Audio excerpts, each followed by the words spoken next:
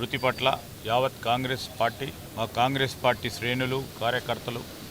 దిగ్భ్రాంతి చెందటం, అదేవిధంగా అనేక సంవత్సరాలు కాంగ్రెస్ పార్టీ బలోపేతానికి కాంగ్రెస్ పార్టీ 2004లో 2009లో 2 మార్లు కూడా అహర్నిశలు కృషి చేసిన పిసిసి అధ్యక్షులుగా వారు పార్టీని ముందుకు నడపడంతో ముందటున్న వ్యక్తి, ఒక క్రియాశీలకంగా వారు మేధా సంపదతో ఈరోజు